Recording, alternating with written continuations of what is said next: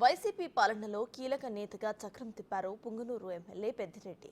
సుదీర్ఘ రాజకీయ అనుభవం ఉన్న పెద్దిరెడ్డికి ఇప్పుడు కష్టాలు చుట్టుముడుతున్నాయి. అధికారం కోల్పోగానే ఇన్నాళ్లు చేసిన అరాచకాలన్నీ కూడా ఒక్కొక్కటిగా బయటపడుతున్నాయి. రాయలసీమ మొత్తాన్ని కూడా పెత్తనంలోకి తీసుకొచ్చిన పెద్దిరెడ్డికి ఇప్పుడు తన సొంత నియోజకవర్గంలోనే నిరసన సెగలు ఎదురవుతున్నాయి. ఇందుకే పెద్దిరెడ్డి పరిస్థితి ఎందుకు అంతలా మారిపోయిందో ఇప్పుడు చూద్దాం.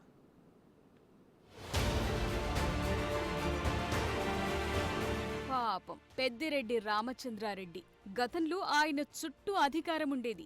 ఎక్కడికెళ్లినా సెల్యూట్లు, క్షణాల మీద పనులు పూర్తయ్యేవి.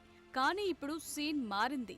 5 ఏళ్ల పాటు అధికారమే శాశ్వతమనుకున్నట్టు వ్యవహరించారు. ఎన్నో సందర్భాల్లో పరిధి దాటి నడుచుకున్నారు. ప్రత్యర్థిని రాజకీయంగా కాకుండా కక్షదారుడిగా భావించారు. అయితే కాలం ఎప్పుడూ ఒకేలా ఉండదు. అధికారం పోవటమే లేట్. కోర్టుల చుట్టూ తిరుగుతున్న పరిస్థితి నెలకొంది. గతంలో తాను జిల్లాకు వెళ్తే పోలీసులే దగ్గరుండి బందోబస్తు నడుమ తీసుకెళ్లేవారు. కానీ ఇప్పుడు అదే సెక్యూరిటీ కోసం ఆయన కోర్టు మెట్లెక్కారు. తనకు 5+5 గన్మెన్ సెక్యూరిటీ ఇవ్వాలని కోరితే కోర్టు మాత్రం 2+2కు పర్మిషన్ ఇచ్చింది.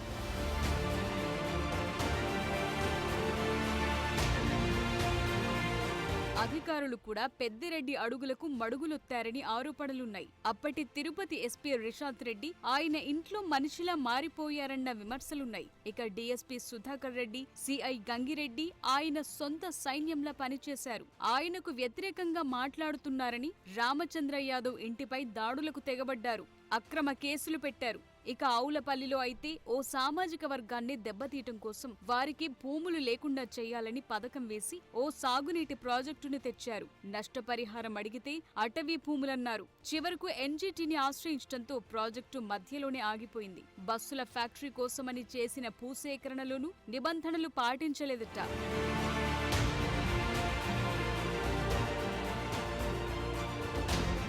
కొద్ది రోజుల క్రితం తిరుపతిలోని పెద్దిరెడ్డి ఇంటి దగ్గర జనసేన కిరణ్ రాయల్ హంగామా సృష్టించారు. మఠం భూములను ఆక్రమించి పెద్దిరెడ్డి ఇంటి కాంపౌండ్ నుండి పబ్లిక్ రోడ్ నిర్మాణం, గేట్ ఏర్పాటు చేసుకున్నాడని జనసేన నేతలు ఆరోపించారు. తిరుపతి నగరపాలక సంస్థ అధికారులు గేటు తీయమని ఆదేశాలు జారీ చేయడంతో హైకోర్టును ఆశ్రయించాడు. తాను రహదారికైన ఖర్చు చెల్లిస్తాననే ప్రతిపాదన కూడా కోర్టు ముందుంచారు. అయితే ఇన్ని రోజులు ఎందుకు ఆ ప్రతిపాదన తీసుకురాలేదని అభిప్రాయం వ్యక్తమవుతోంది. ఇదిలా ఉండగానే ఎర్రచందనం స్మగ్లింగ్, మైనింగ్లో అవకతవకలు తదితర వరుస ఆరోపణలు ఆయన్ను చుట్టుముడుతున్నాయి. ఇప్పటికే పుంగనూరు మున్సిపల్ చైర్మన్ సైతం వైసీపీని వీడి టీడీపీలో చేరిపోయారు. మరోవైపు పెద్దిరెడ్డిపై పాత కేసులను కూడా పోలీసులు తెరగదోడుతున్నారట. దీంతో ఆయన అనుచరుల్లో ఆందోళన వ్యక్తమవుతోంది. గత వైసీపీ ప్రభుత్వంలో పెద్దిరెడ్డి అత్యంత కీలకంగా వ్యవహరించారు. మంత్రివర్గంలో జగన్ తరువాత ఆయన నెంబర్ 2గా వ్యవహరించారన్న టాకుంది. ఇంకా ఉమ్మడి చిత్తూరు జిల్లాలో ఆయన పవర్ సెంటర్ గా వ్యవహరించారు.